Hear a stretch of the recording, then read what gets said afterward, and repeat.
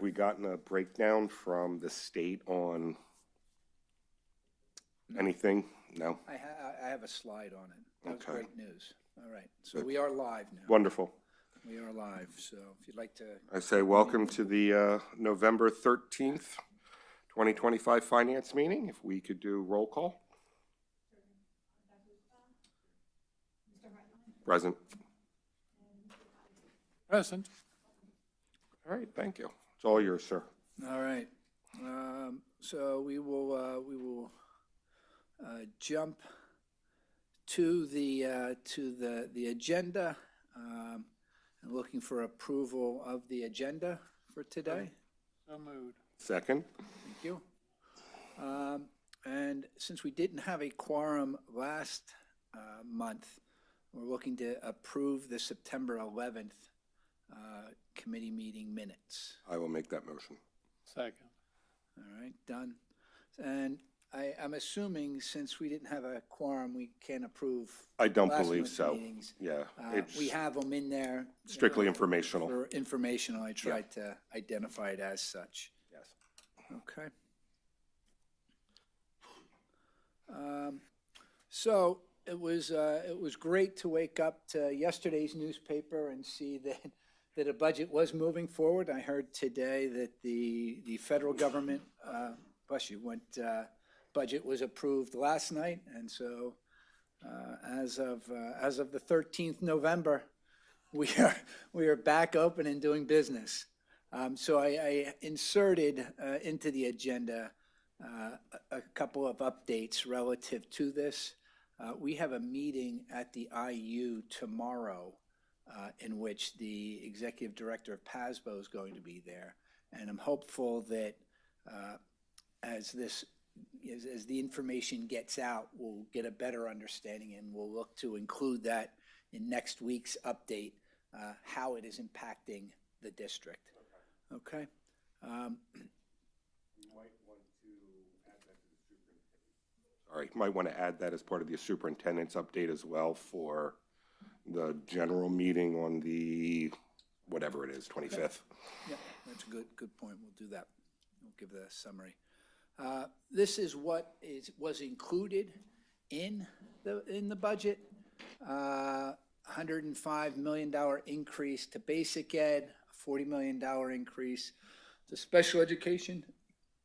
The Ready to Learn money seems to be what it was in the earlier discussions.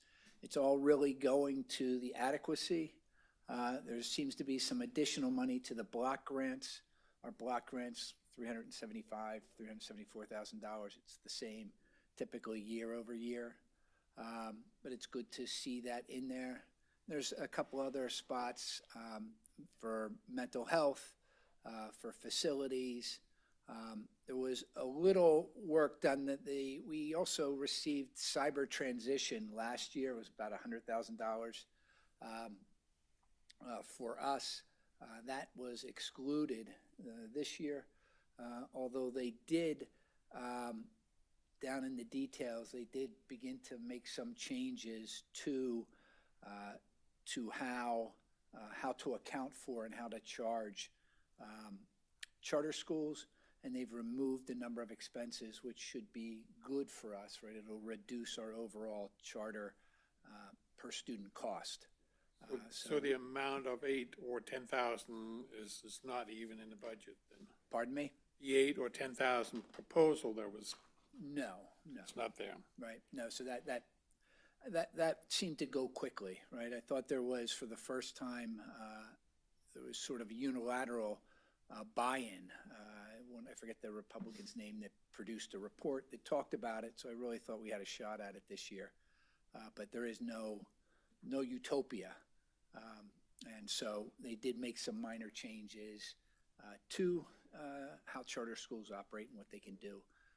And we'll get more details on that. But they did change the math for the charter enrollment fees that we pay, so that will get reconciled, and we'll push those all the way through. So with the facilities improvement, that's not bringing back PlanCon or anything. That's No, just the no, additional, just right? I do know that, I mean, we have been talking about it for over a decade about solar in schools. And I do believe that when we built the schools, that the infrastructure on the roofs were set up for some type of a solar to handle Right. the weight of solar. Right, So right. it is something that we might want to look at. Do you know if competitive metering was added to the solar as part of this budget, or is it still single? I don't know. Okay. I can certainly look into Because that. I knew that it was kind of a monopoly by the exchange as to how much they paid for solar. There was no competitiveness to it, like in Ohio or Virginia or whatever have you. So, Yep. I okay, know Jim has been looking into that. Right. Looking to make sure the roofs are in good shape to put solar on top. We've discussed trying to put it on the ground in some locations, but we'll continue to go through that process. okay. Okay. So while it's not a lot of information, it seems just based on the numbers that our numbers, you know, I'm hopeful that they hold their own. But if you're adding, you know, $105 million to 500 school districts, it will get whittled away pretty quickly. But those are the numbers. And as I said, we have a breakfast meeting tomorrow morning, and we should learn more. Okay. Great. Did we use any of these numbers at all when we did the budget back in, when we did our We were budget on time? flat. We were flat on each one of those. So we were not looking at any of that extra money.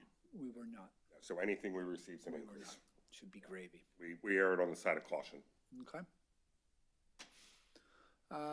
So for our financial update, for revenue through October 31st, we've collected $93,255,000.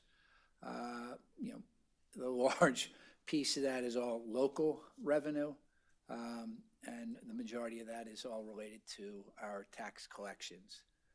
Also included in that is EIT revenue that we will have picked up. Interest revenue is also a part of that $89,000. The state revenue that is shown is the homestead rebate that we received, and some small federal dollars are coming through due to our smaller grants. Okay. Through October 31st, we have $38,117,000 in expenses for a net change of a positive $55 million. October is an odd month when we compare one month to another month. This October was the 3 payroll October. So when we compared it to last October, we saw a jump in expenses and certainly identified it as such. Other than that, the only differences were in timing, payments made to MBIT, payments made to the intermediate unit accordingly.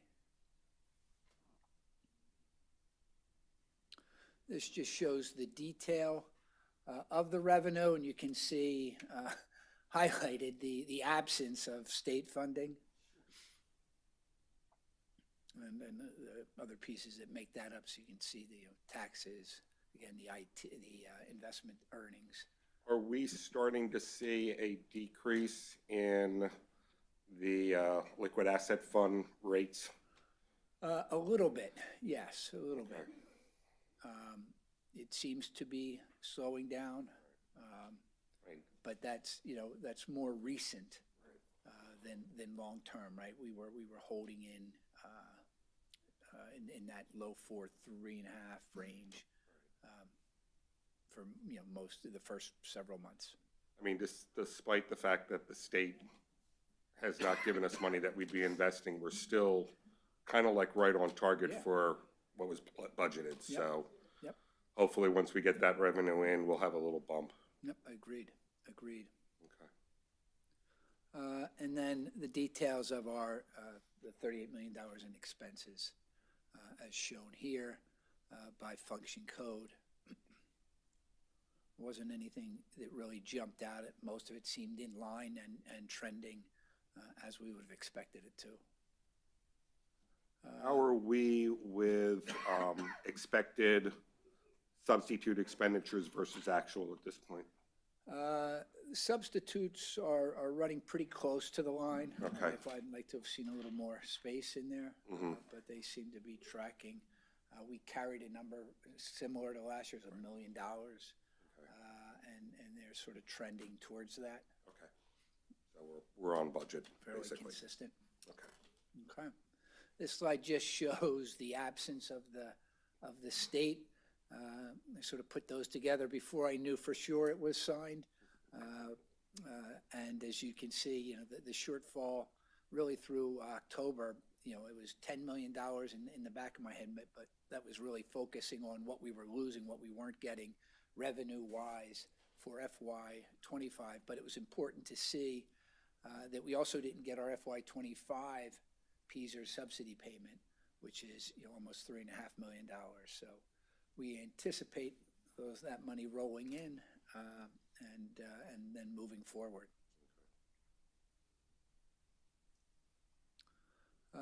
Budget discussion slides. Dr. Lukaba and Mr. Hartline and I have met several times over the past 4 weeks to begin working through the budget, working through the questions and planning towards that December meeting, which we were asked to develop an outline to get ourselves balanced in the next 3 years. That may be a tall order. We'll have to see how we can work through that. But as we go through these details, we'll have, you can, stop me and we can ask some questions as we go along. The Act 1 is 3.5%. A single percent is worth about $900,000, just over $900,000 to the district.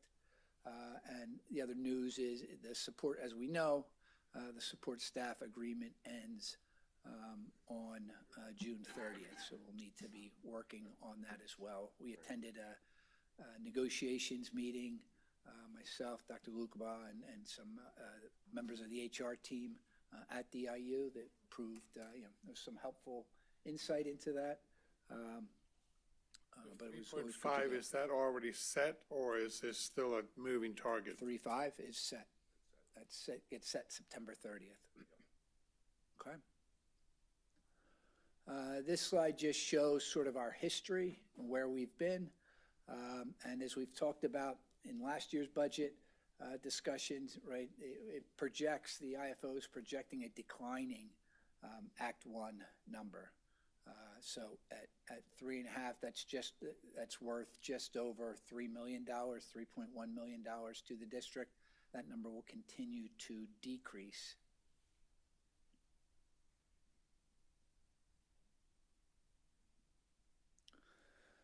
This just quickly is where we ended. I shared this in the weekly update some weeks ago after misrepresenting it in the board meeting, so my apologies again.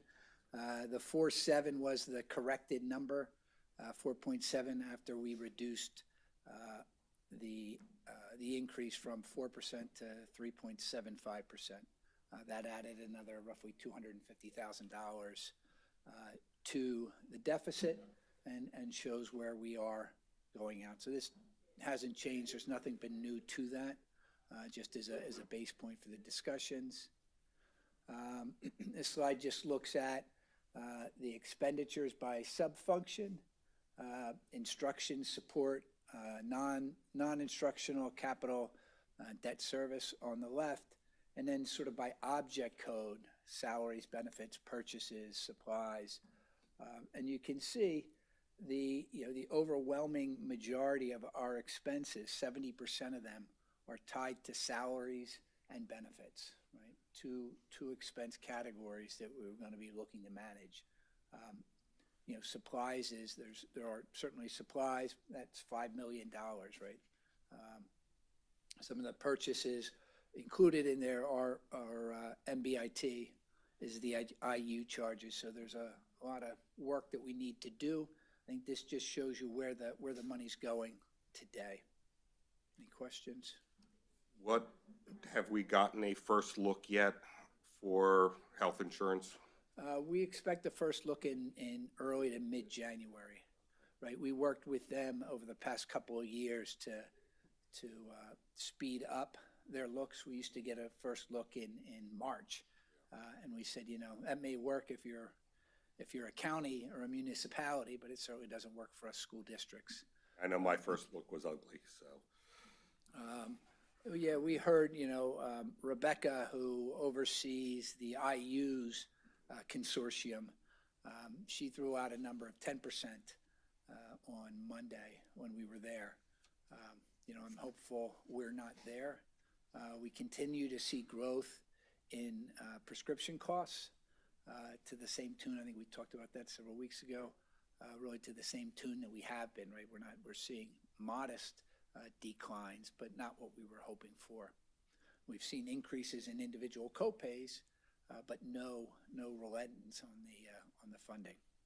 How much have we seen in terms of change from these various different plans that are now there with that new plan in place, cheaper plan? I think we certainly see savings from them, right? I think we certainly see savings from them, and I think that's something again that we need to evaluate as part of the support staff contract, as part of our budget planning.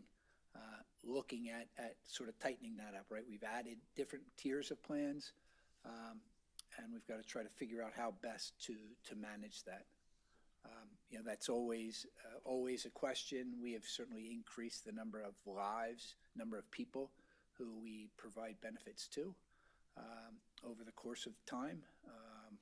So, I think those are positive things. I think those are things that we need to be sort of cognizant and aware about when we ultimately get into those discussions. We've had a fairly steady increases over the past several years. We've increased benefits to people. That kind of can fall under the radar and be missed. So it will be interesting discussions for sure. Have we, or is it too soon to put out a feeler as to the number of retirements we're anticipating? On the school the side, professional teacher staff. side? Yeah. It is. I mean, we typically, those discussions are late January, early February. Bless you. And I think as we've talked about, and as one of our bullet points in an upcoming slide, right, trying to find that opportunity to create benefit for both.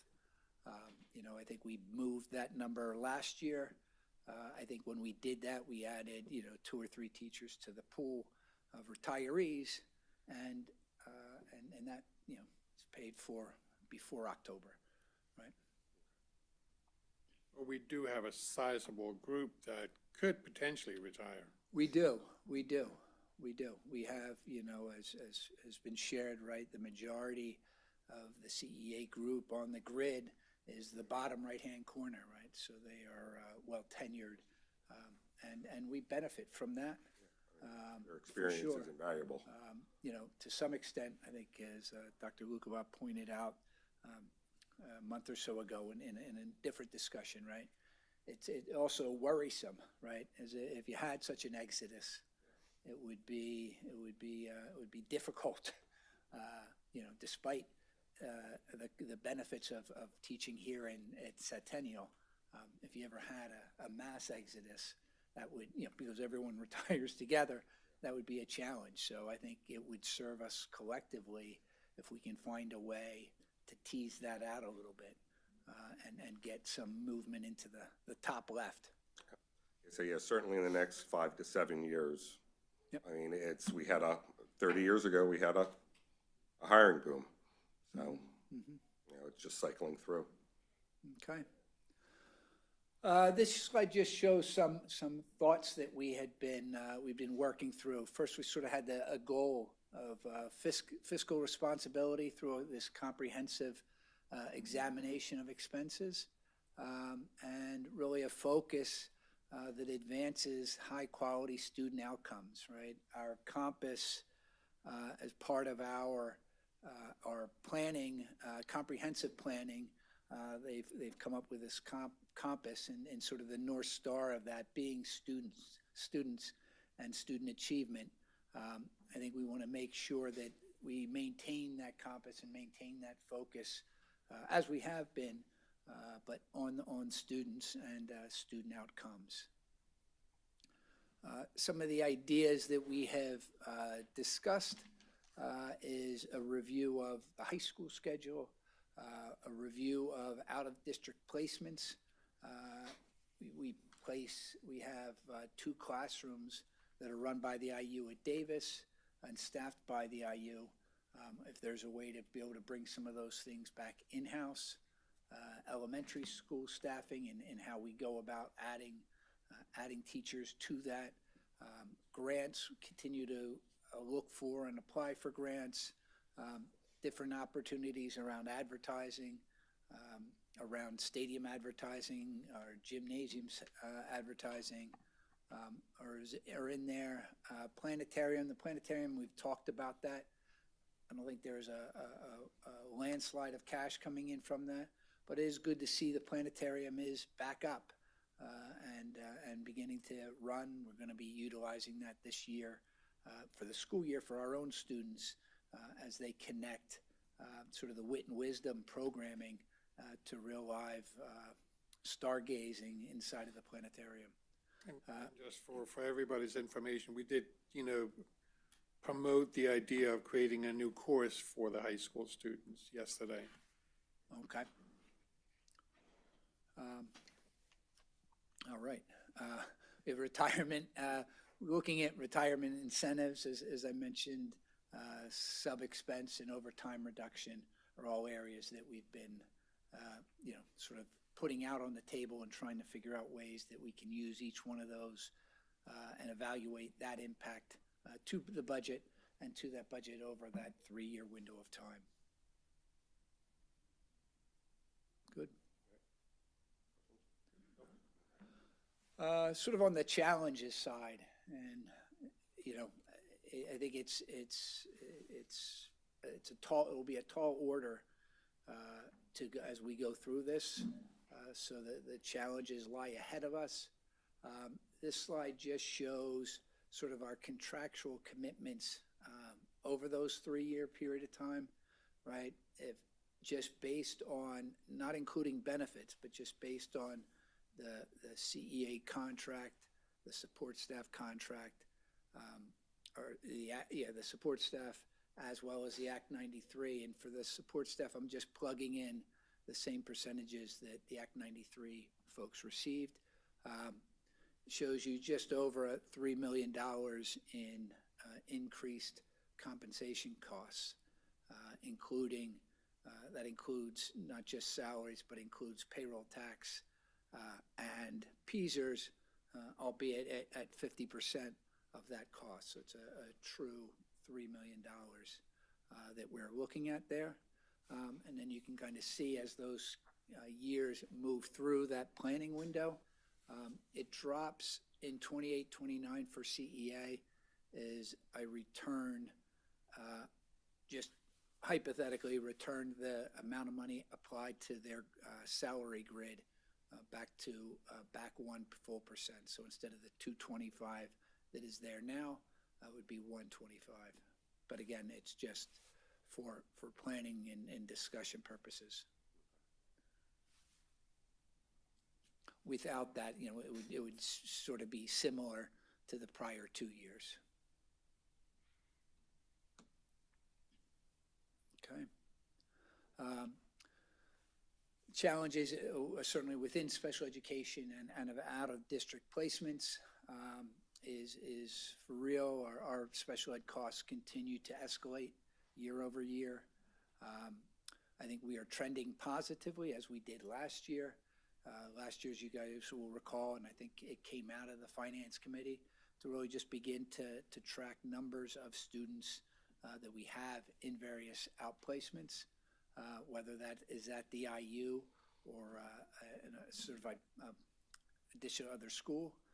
So we are tracking that. We are under that number by about 20, I think, right now, which is good. I think last year we were even a little bit higher, and that generated, certainly at the IU, a significant refund.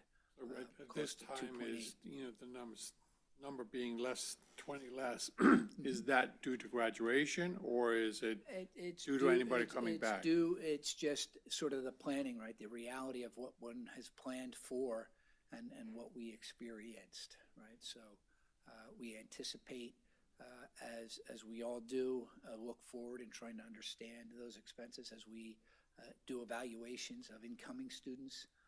That becomes a part of that.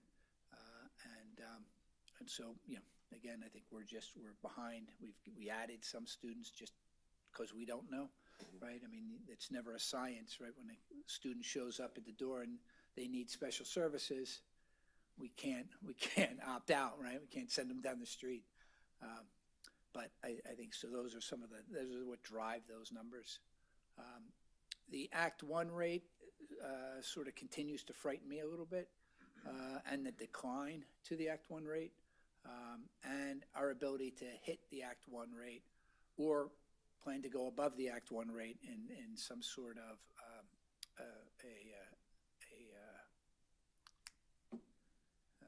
special ed exemption. We certainly qualify for it. Whether or not it goes away, whether or not we would have the stomach for that, would be a question for the board. That was one thing they talked about eliminating early, about a month ago in the budget. They were going to eliminate all exemptions.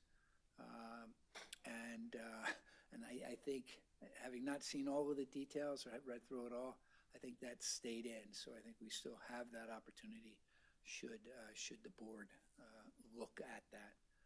But those are sort of realer numbers, right? And I think our challenge is every year that we show the forecast out, what we've included is going to the Act 1. And I don't think that's a new practice for Centennial. I think, as I went back before I arrived, that was sort of the focus, right? This is what we're going to plan for. So if we hit that number, this is where we end up. When we were below it, then we've got to deal with that impact. Okay. So this is a Southampton question. With the new construction that's going on at the old Beth Anna home, how many units are going in there? 132, but they are all 55 and over, so there should be no students coming from there. Right.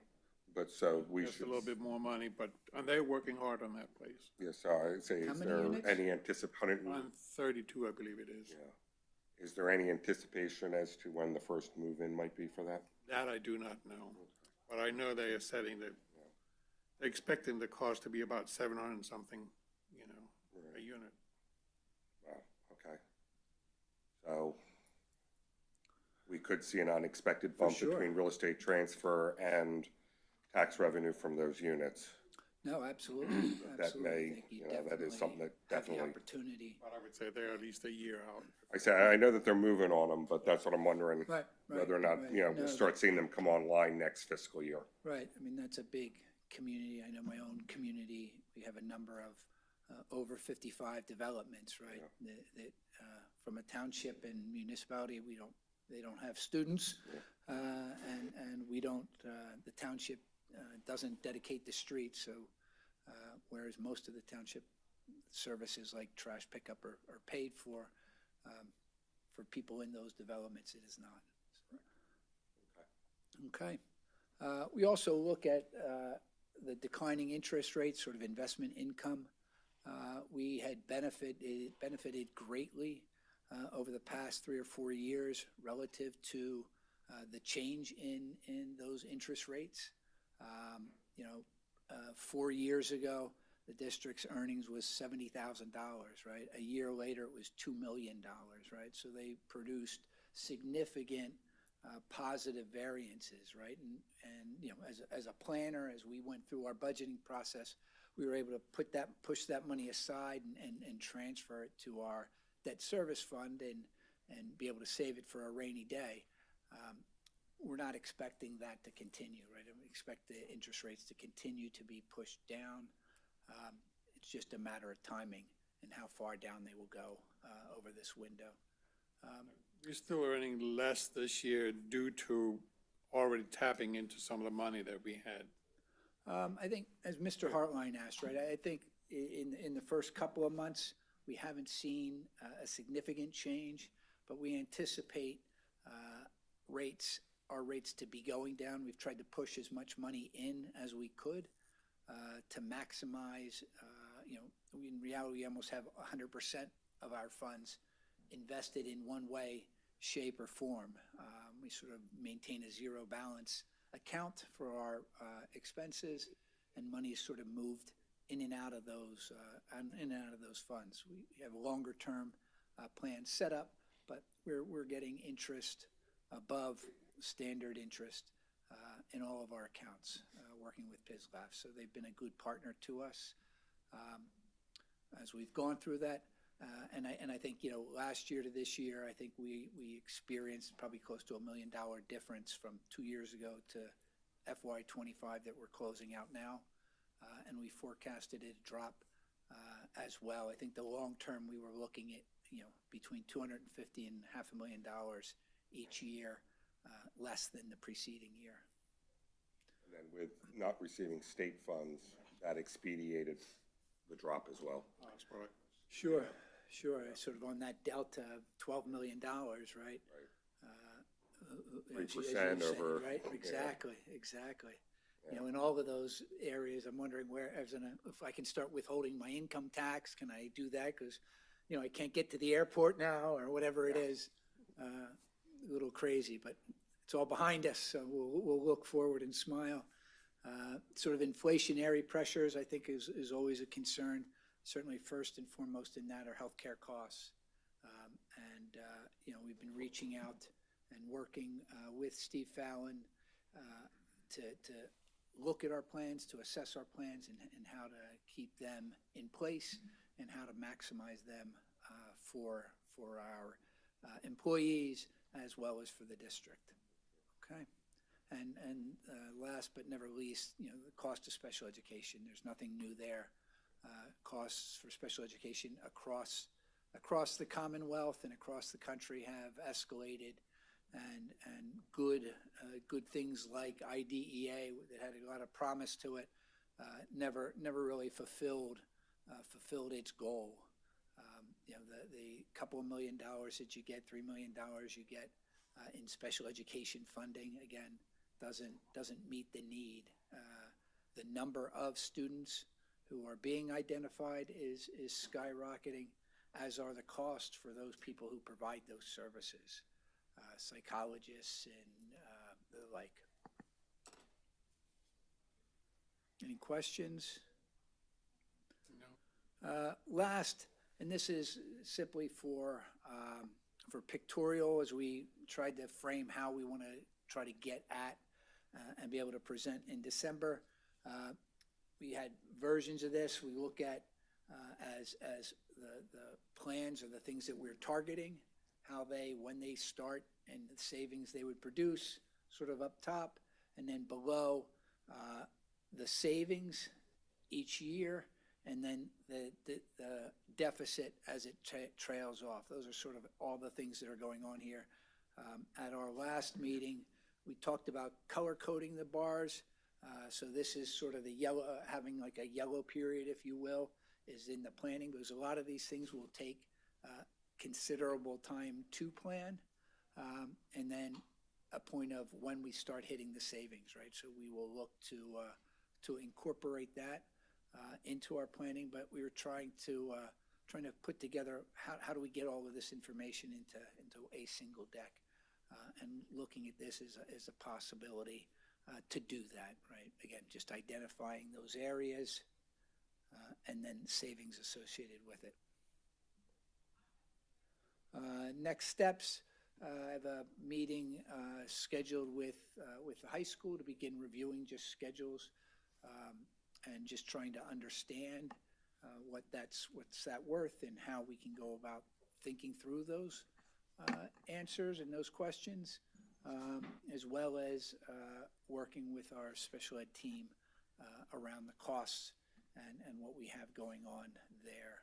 A couple of ideas were thrown out, IEP, the comparison to neighboring districts as a percent of total enrollment, I think is a very insightful dynamic, right? So there's a number of those things that we will be certainly working on. Okay. Any other questions with regard to the budget or to our planning? I think we've sort of jumped ahead a little further than we've done in the past, so we're off and running around that. The informational items we have are included are the monthly November PISLAF report. They also had a twice a year, they sort of give a market outlook. So it's a second document that will be included and is included in board docs for the winter time. And it shows us a number of factors, a number of it very interesting things that we should be taking into account as we make our own plans. So that proved useful. And the only item up for approval is the budget timeline, looking for adoption of that. Last meeting, we shared sort of the PDF version of that, and we've typically come back and included a more tailored centennial calendar, right? So I've tried to use scheduled board dates to track when we'd have to have something approved at that meeting in order to sort of make sure the cards and the dominoes all fall in place. Just because it's jumping out at you yellow, right?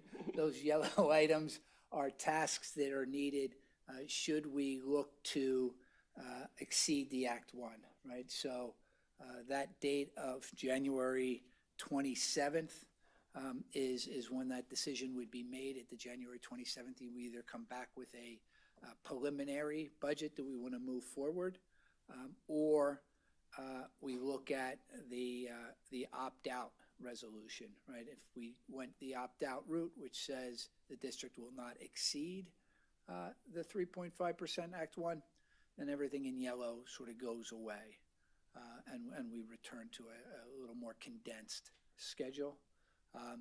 We'll be looking at, and I hadn't had the opportunity to talk with Dr. Lukova, we have historically had one or two budget work sessions that is an extra meeting to the calendar, and one that is just focused on the budget and budget discussion. So those are two lines in the middle there that if we believe those were valuable and insightful or at all helpful, I think they are. I think we've got a lot of things to be working through, so I'm hopeful that we find a date to be able to put those in. And just for fingers crossed, this shows a final budget at our June 9th board meeting. And so the schedule is sort of tailored to that, whether it's notices to the public or steps that we need to do. This is showing a June 9th final budget meeting, or final budget approved at our June 9th board meeting. Any questions relative to the schedule? I guess the only real question is, if we're not approving it on June 9th, there would be potentially one or two more meetings. Yep. We certainly have one more on the calendar. So June 9th, as we did last year, right? That was the first of the board tries at it. There's certainly a scheduled meeting following that. The 23rd. Already that we have on the calendar. So I try to bring it up, making sure for the first part that we really get some of the things that are sort of good housekeeping. We need to publicize, we need to advertise. Those things all come with dates. So we got to back up from 20 days before that November or June 9th, 20 days into May, to make sure that we have it publicly accessible. We need to be able to go through those steps, if you will, to get there. Okay. Motion to move that forward. Moving that forward. Second. All right. And I think that is it. We have no meeting next For our month. agenda, we have no meeting in December. Our next meeting is January 15th, All right. 2026. Now, there was some discussions about having a meeting in December, whether we talked about 2 months ago, or is that going to be for the whole board? We have another board, we have the organization meeting on the 1st. Yeah, but we were talking about creating a meeting to talk long-range planning that we postponed, That was going to be brought up at a board meeting. so that has to be brought up first. That's part of what we were discussing, that would be brought up at a board meeting. The plan for the 3, 5 year. It's not in the plans yet. No, well, no, it's in the plans for Well, it's in the December. plans, but not Right, but decided. that's, yeah, the actual date, it would be at a board meeting that it would be brought up. I believe the motion was originally supposed to be in October. Mr. Martin wanted to move it to December, so we did it at a December meeting. But it would be a part of the board meeting. That's the budget discussion. Is that what Yes. you're referring to? Yes, so Yes. that is set, and we're moving towards that second meeting in December, which comes up pretty quickly. Yes. So we have about a month away. About 6 weeks. As we look Yeah, at 5, it, 6 right? weeks. And it's at that meeting that I think we're gonna try to put some numbers behind the pictures that you saw today and how we can get to where we need to be. Yep. All right, Okay? all right, motion to adjourn. Second.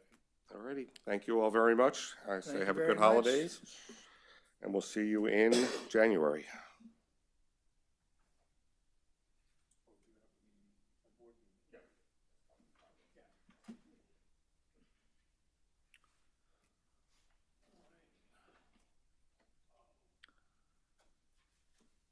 I'm not sure if the